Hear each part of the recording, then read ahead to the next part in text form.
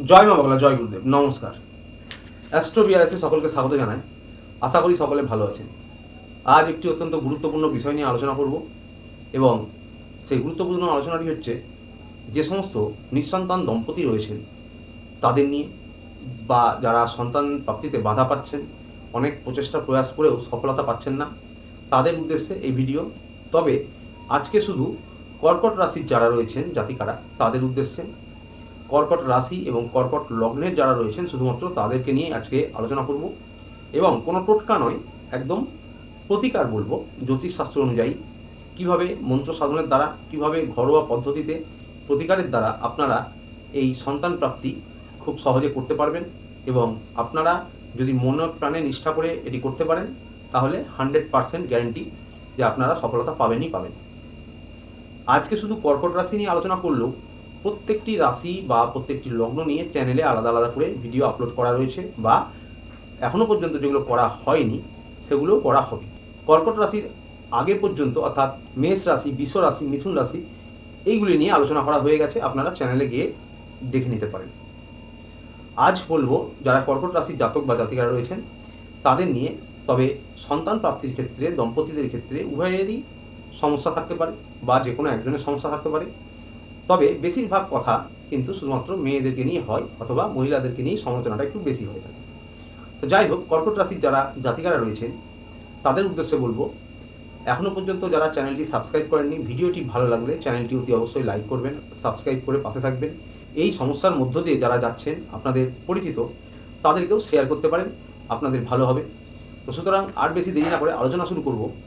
দেখুন, যারা কর্কট রাশির জাতিকারা রয়েছেন আপনাদের প্রথমে রাশির স্বামীকে সেটা দেখতে হবে, তার বলাবল দেখতে হবে। আপনাদের রাশির লর্ড হচ্ছে চন্দ্রদেব, মুন। কারণ হচ্ছে কি, যে কোনো মানুষের লগ্নকুষ্ঠিতে তার 12টি হাউসের মধ্যে প্রত্যেকটি হাউসের আলাদা আলাদা কারকত্ব রয়েছে, তাদের আলাদা আলাদা লর্ড রয়েছে।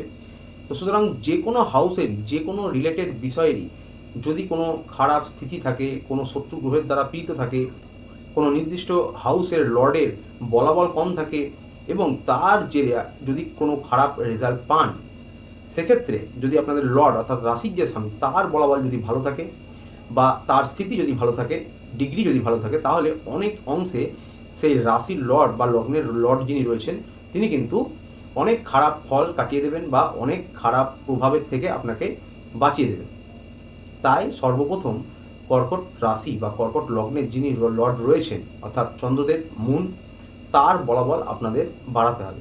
সুতরাং বুঝতেই পাচ্ছেন, শুরুতে আপনাদের কর্কট রাশির জাতিকাদের যে লর্ড চন্দ্রদেব তার বলাবল বাড়াতে হবে। অর্থাৎ এই যে সন্তান প্রাপ্তির ক্ষেত্রে বাধা, যে কোনো কারণেই হোক, আপনাদের লগ্নকুষ্ঠী অনুযায়ী যে কোনো গ্রহের স্থিতি খারাপ থাক, এই রিলেটেড লগ্নপতি যদি ভালো থাকে তার বলাবল যদি আপনি বাড়ান, তাহলে অনেক অংশে সেই খারাপ প্রভাব কিন্তু তিনি কাটিয়ে দেবেন। তাই চন্দ্রদেবের বলাবল এখানে বৃদ্ধি করতে হবে। সুতরাং প্রত্যহ আপনাদের চন্দ্রদেবের যে বীজ মন্ত্র সেটি জপ করতে হবে। এটা একটা পার্ট গেল। সেকেন্ড যে বিষয়টি সেটি হচ্ছে সন্তান প্রাপ্তিতে বাধার ক্ষেত্রে বা সন্তান প্রাপ্তির জন্য যেটি মেন হাউস, 5 নম্বর হাউস, 5 নম্বর হাউস থেকে সন্তান প্রাপ্তি বিচার করা হয়। তো সুতরাং আপনাদের যে 5 নম্বর হাউস এবং তার যে লর্ড রয়েছে তার বলাবল কিন্তু বাড়াতে হবে। তার মানে সন্তান প্রাপ্তিতে কোনো বাধা হচ্ছে বা সফলতা পাচ্ছেন না, নিশ্চয়ই 5 নম্বর হাউস বা 5 নম্বর হাউসের যে অধিপতি রয়েছেন সেখানে কোনো সমস্যা অবশ্যই রয়েছে। তো সুতরাং 5 নম্বর হাউস কালপুরুষের লগ্ন অনুযায়ী যাদের কর্কট লগ্ন বা কর্কট রাশি, তাদের হচ্ছে বৃশ্চিক রাশি। অর্থাৎ বৃশ্চিক রাশির যে ঘরটি সেটি হচ্ছে কর্কট লগ্ন বা কর্কট রাশির যারা জাতিকারা তাদের 5 নম্বর হাউস, এবং তার লর্ড হচ্ছে মঙ্গলদেব। একই সাথে এই মঙ্গলদেব কিন্তু পরাক্রমেরও মেন কারকত্ব রাখেন প্রত্যেকটি মানুষের জীবনে, সাহস, পরাক্রম। তো সুতরাং এই যে 5 নম্বর হাউসের লর্ড মঙ্গলদেব তার বলাবল আপনাদের বাড়াতে হবে, অর্থাৎ মঙ্গলদেবের বীজ মন্ত্র আপনাদের জপ করতে হবে। তো আশা করি বোঝাতে পারলাম যে যারা কর্কট রাশির জাতিকারা রয়েছেন তাদের ফার্স্ট হাউস, তার যে লর্ড রয়েছে লগ্নের অধিপতি চন্দ্রদেব, এবং 5 নম্বর হাউসের যে অধিপতি রয়েছেন মঙ্গলদেব, এই চন্দ্র এবং মঙ্গলের আপনাদের বলাবল বাড়াতে হবে। প্রত্যহ চন্দ্রদেব এবং মঙ্গলদেবের যে বীজ মন্ত্র আছে সেটি জপ করতে হবে। এবং মন্ত্রগুলি কি সেগুলো নিয়ে অবশ্যই আলোচনা করব। আপনারা ভিডিওটা শেষ পর্যন্ত দেখবেন, শেষে গিয়ে আপনারা স্ক্রিনে মন্ত্র দুটি দেখতে পাবেন।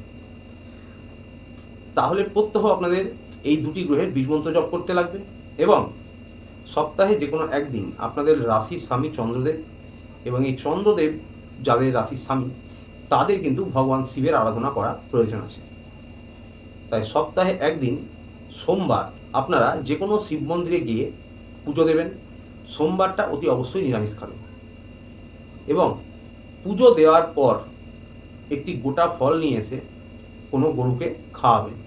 সাথে যে প্রথম সোমবারে আপনারা পুজোটা দেবেন সেখানে গিয়ে একটি ফল যেটা আপনাদের পছন্দ, যেমন ধরুন আম, জাম, লিচু ইত্যাদি, আপেল, যে কোনো একটা ফল যেটা আপনাদের খেতে ভালো লাগে। এমন নয় যে কোনো একটা ফল খেতে ভালো লাগে না সেটি আমি দান করলাম।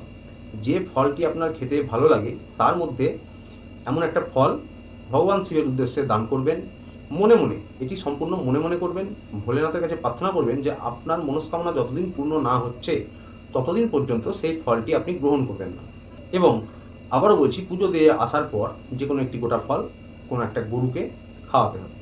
এই পুরো বিষয়টা আমি আবারও পরিষ্কারভাবে আর একবার বলবো, কিন্তু তার আগে বলে নিই, যারা 2 বছর, 4 বছর, 7 বছর, 10 বছর, এমনকি 12-14 বছর ধরেও প্রয়াস করছেন কিন্তু সফলতা পাচ্ছেন না, তারা এই জ্যোতিষশাস্ত্র অনুযায়ী ঈশ্বরের কাছে আরাধনা করে, মন্ত্র সাধন করে আপনাদের রাশি এবং পঞ্চম হাউসের অধিপতির বলাবল বাড়িয়ে এই প্রচেষ্টার প্রয়াস করুন।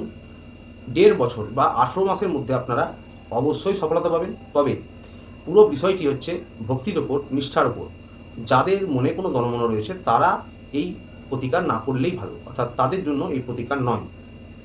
তো সুতরাং এবার ভালো করে মন দিয়ে শুনবেন ঠিক কী করতে হবে। প্রত্যহ সকালে উঠে আপনাদের ভ্রমণ করে আসতে হবে 30 থেকে 40 মিনিট, অর্থাৎ হেঁটে আসতে হবে। তার কারণ হচ্ছে মন্ত্র সাধনের দ্বারা, আমাদের জপের দ্বারা আমাদের মন মস্তিষ্ক শুদ্ধি হয়, অর্থাৎ ভালো থাকে, সুস্থ থাকে, এবং হাঁটাহাঁটির দ্বারা, পরিশ্রমের দ্বারা আমাদের শরীর শুদ্ধি হয় বা শরীর সুস্থ থাকে। এছাড়াও ভোরের বাতাস, তাতে অক্সিজেনের মাত্রা বেশি থাকে, ভোরের পরিবেশ মনোরম থাকে, মনে মস্তিষ্কে আপনাদের শরীরে একটা পজিটিভ এনার্জি পাবেন। এছাড়াও আপনারা দেখবেন বেশ খানিকটা হেঁটে আসার পর ক্লান্তি ফিল হয় একটু, এবং তখন কিন্তু বসতে বেশ আরাম লাগবে, আপনাদের মন থেকে সেটা ভালো লাগবে। এবং ওই যে হেঁটে আসার পর বসে আপনারা মন্ত্র উচ্চারণ করবেন, যে দুটি গ্রহের মন্ত্র আমি বললাম পূর্বে, তাতে মনোসংযোগ অনেক বেশি এবং অনেক ভালোভাবে দিতে পারবেন। তো ভোরবেলায় প্রত্যহ কিছুটা হেঁটে আসার পর আপনাদের ঈশ্বরের কাছে, ভগবান শিবের কাছে 108 বার ওম নমঃ শিবায় জপ করতে হবে এবং ওই চন্দ্রদেব বা মঙ্গলদেবের যে দুটি মন্ত্র রয়েছে সেটি আপনাদের 108 বার করে জপ করতে হবে। কারো যদি অত্যন্ত ব্যস্ততম জীবন হয়ে থাকে, অনেকের ক্ষেত্রেই দেখা যায় তারা 54 বার বা সর্বনিম্ন 27 বার করে করতে পারেন। এটি হলো রোজকার কাজ। প্রত্যহ এই প্রতিকার আপনাদের করতে হবে। সোমবারের দিন একদিন শুধুমাত্র নিরামিষ খাবেন, ভোলেনাথের মন্দিরে গিয়ে পুজো দেবেন এবং প্রথম সপ্তাহে পুজো দেওয়ার পর ভগবানের কাছে মনস্কামনা জানিয়ে একটা ফল দান করবেন। সেটা আপনি মনে মনে করবেন এবং মনে মনেই সেই মনস্কামনা ভগবানকে জানাবেন। যেমন ধরুন আপেল, আপনি পুজো সামগ্রীতে ফল দিয়েছেন, তার মধ্যে আপেলটি রয়েছে, আপনি ভগবান শিবের কাছে প্রার্থনা করলেন যে আমি আমার মনস্কামনা পূর্ণ না হওয়া পর্যন্ত এই ফলটি আর খাবো না। খাবেন কখন? যখন আপনার মনস্কামনা পূর্ণ হবে, তারপর পুজো দিয়ে আবার খাবেন। এরকমভাবে প্রথম সপ্তাহে একটি ফল দান করে দিতে হবে। মনস্কামনা পূর্ণ না হওয়া পর্যন্ত সেটি আপনি গ্রহণ করবেন না এবং প্রত্যেক সপ্তাহে পুজো দিয়ে এসে একটি গোটা ফল গরুকে নিয়ে এসে খাওয়াবেন। তো আশা করি আমি খুব সহজ সরলভাবে বোঝানোর চেষ্টা করলাম, বা হয়তো আপনারা বুঝতে পেরেছেন। এরপরও বলবো বন্ধুরা, যারা মেডিকেল গাইডলাইন মেনে চলছেন, ডাক্তারের পরামর্শ মেনে চলছেন, অবশ্যই সেটা করবেন। সেই প্রচেষ্টা প্রয়াস বাদ দেবেন না। এমনকি ধৈর্য ধরে কোনো ডাক্তার যদি দেখান, আপনারা যাকেই দেখান তার কাছে একটু সময় নিয়ে ধৈর্য ধরে দেখাবেন। তাতে আপনাদেরও বারবার ডাক্তার চেঞ্জ করতে হবে না এবং তারও আপনাদের সমস্যাটা সময় নিয়ে দেখার বা সময় নিয়ে বিচার বিশ্লেষণ করে চেষ্টা করার সুযোগ থাকবে। তাই নিজেরা যত বছর ধরে প্রচেষ্টার প্রয়াস করছেন, ডাক্তার দেখাচ্ছেন, মেডিকেল গাইডলাইন ফলো করছেন, সেগুলি করুন এবং এক হাতে ঈশ্বরকে ধরে, অর্থাৎ আমি যে জ্যোতিষশাস্ত্র অনুযায়ী যে মন্ত্র সাধন বা প্রতিকারের কথা বললাম সেইটি এক হাতে করুন। এক কথায় আপনারা এক হাতে নিজেদের প্রচেষ্টা প্রয়াস করুন, এক হাতে ঈশ্বরকে ধরে থাকুন। 18 মাস অর্থাৎ 1.5 বছরের মধ্যে দেখবেন আপনারা অত্যন্ত ভালো ফলাফল পাবেন, সফলভাবে আপনারা সন্তান প্রাপ্তি করতে পারবেন অবশ্যই। এবারে শেষবারে বলবো, যদি আপনাদের পার্টনার আপনাদের সঙ্গে একই রকমভাবে প্রতিকার করতে চান, করতে পারেন। তা না হলে আপনারা নিষ্ঠা করে মনের ভক্তির দ্বারা, বিশ্বাসের দ্বারা একা করবেন এবং অবশ্যই দুর্দান্ত সফলতা পাবেন। ভিডিওটি ভালো লাগলে চ্যানেলটি লাইক করবেন, সাবস্ক্রাইব করে পাশে থাকবেন, নিচে থাকা বেল আইকনটি প্রেস করবেন, অল অপশনটি প্রেস করবেন। আরও এরকমই ভিডিও পেতে দেখা হচ্ছে আবার পরের ভিডিওতে। ততদিনে সকলে ভালো থাকবেন, সুস্থ থাকবেন। নমস্কার।